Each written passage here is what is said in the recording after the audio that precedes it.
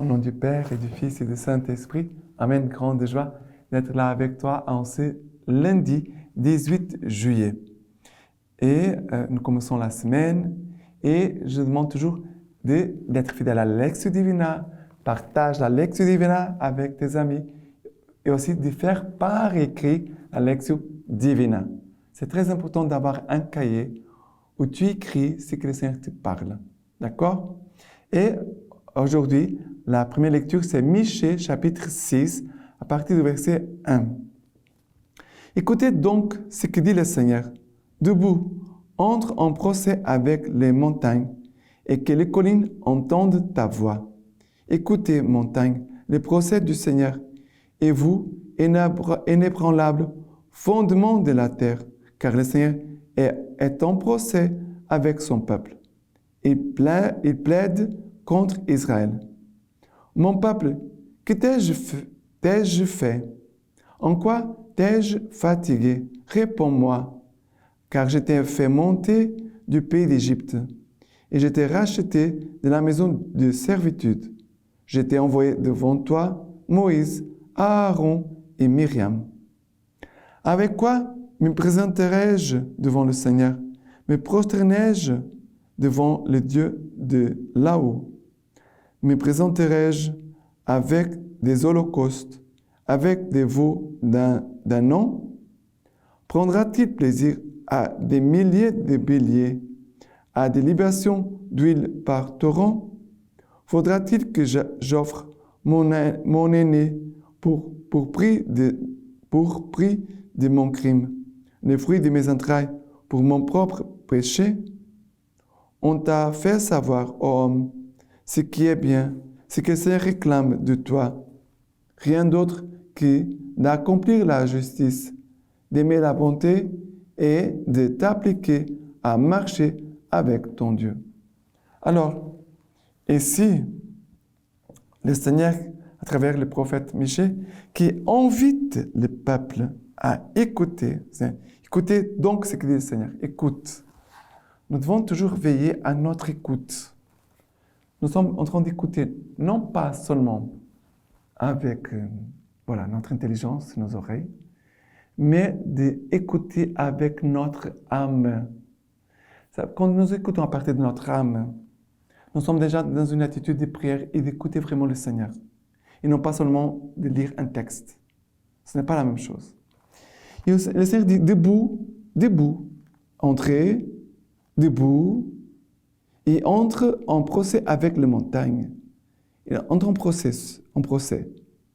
Et le Seigneur va dire, mon peuple, que t'ai-je fait?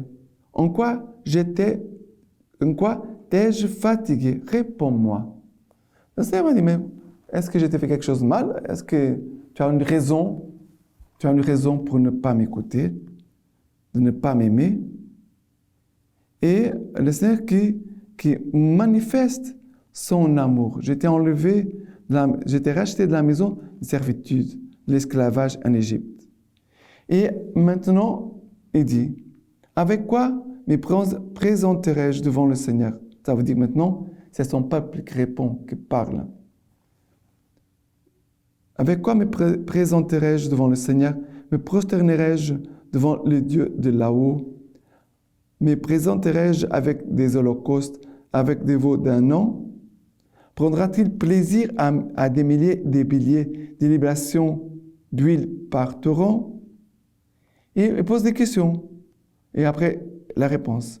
On t'a fait savoir, homme, ce qui est bien, ce que le Seigneur réclame de toi. On t'a fait savoir qu'est-ce que le Seigneur attend de toi. Il dit, rien d'autre que d'accomplir la justice, aimer la bonté et t'appliquer à marcher avec ton Dieu. Accomplir la justice, aimer la bonté et aussi marcher avec ton Dieu. Marche avec ton Dieu. Ne marche pas tout seul. OK? Et maintenant, le psaume d'aujourd'hui, c'est le psaume 50. Le psaume 50, à partir du verset 5. Assemblez devant moi les miens, qui scellèrent mon alliance en sacrifiant. Les cieux annoncent sa justice. Dieu, c'est lui le juge. Ce n'est pas tes sacrifices que j'accuse. Tes holocaustes constamment devant moi. Je ne prendrai pas de ta maison un taureau, ni des bergeries de boucs. Mais l'impie, Dieu lui déclare, que viens-tu d'habiter mes commandements? Qu'as-tu mon alliance à la bouche? Toi qui détestes la règle et rejettes mes paroles derrière toi. Ici, regardez, la première partie du psaume dit « Assembler devant moi les miens », ça veut dire que Dieu veut rassembler son peuple, et pour qu'il puisse célébrer à nouveau, sceller à nouveau l'alliance par un sacrifice. Et après, le Seigneur va dire que le Seigneur ne veut pas les sacrifices, il ne veut pas les holocaustes, le Seigneur ne veut pas ça. Et après, il dit, que viens-tu débêter mes commandements? Mais l'impie, Dieu lui déclare, que viens-tu débêter mes commandements? Qu'as-tu mon alliance à la bouche, toi qui détestes la règle et rejettes mes paroles derrière toi? Ça veut dire que le Seigneur dit, mais regarde, tu dis une chose, mais après, dans la vie concrète, dans tes actions, le Seigneur dit, que viens-tu débêter mes commandements? Qu'as-tu mon alliance à la bouche, toi qui détestes la règle et rejettes mes paroles derrière toi? Et après, voilà ce que tu fais, et je me tairai. Penses-tu que je suis comme toi? Je te dénonce et m'explique devant toi.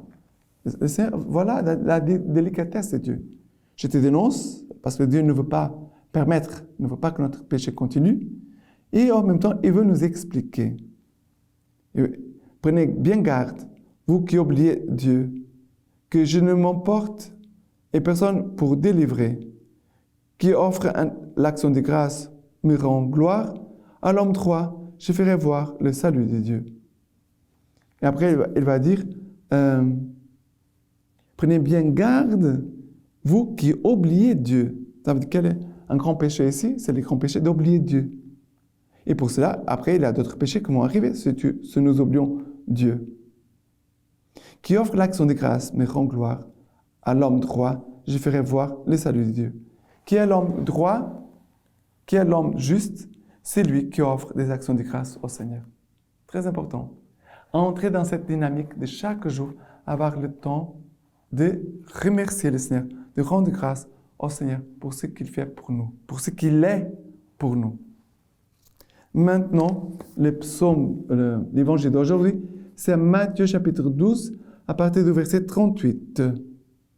Alors, quelques-uns des scribes et des pharisiens prirent la parole et lui dirent, « Maître, nous désirons que tu nous fasses voir un signe. » Il leur répondit, « Génération mauvaise et adultère, elle réclame un signe, et le signe, il ne lui sera donné que le signe du prophète Jonas.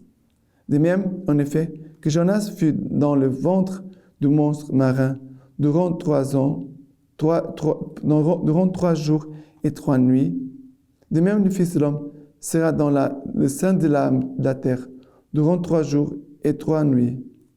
Les hommes de Ninive se déclareront lors du jugement avec cette génération, et ils la condamneront, car ils se prêtèrent à la proclamation de Jonas. Il y a ici plus que Jonas. La reine du Midi se lèvera lors du jugement avec cette génération, et elle la condamnera, car elle vint des extrémités de la terre pour écouter la sagesse de Salomon. Et il y a ici plus que Salomon. Vraiment, Jésus, il est plus grand que Salomon. En tout, il n'a pas de comparaison. Salomon, c'est un homme et un pécheur. Et Dieu, c'est Dieu. Le Dieu tous, 3 fois saint. Et si le Seigneur vraiment nous dit, génération mauvaise et adultère, elle réclame un signe, et des signes ne lui sera donné que le signe du prophète Jonas. C'est vrai que ici le Seigneur nous dit clairement que nous sommes au milieu d'un peuple mauvais. Ça veut dire qu'il y a beaucoup, beaucoup de péchés. Et cette génération réclame un signe, non pas pour se convertir, mais pour mettre Dieu à l'épreuve. C'est pour cela que Jésus a dit, en effet, il ne lui sera donné que les signes du prophète Jonas.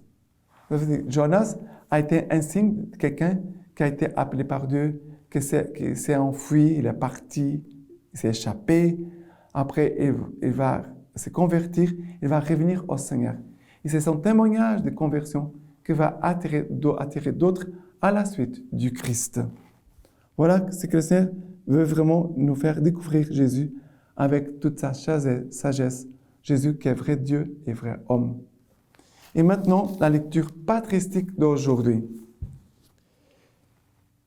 Puisque dans les personnes que j'ai nommées plus haut, votre évêque Damas, les presbytres Bassus et Apollonius, les diacres Osion, j'ai vu et aimé dans la foi toute votre communauté.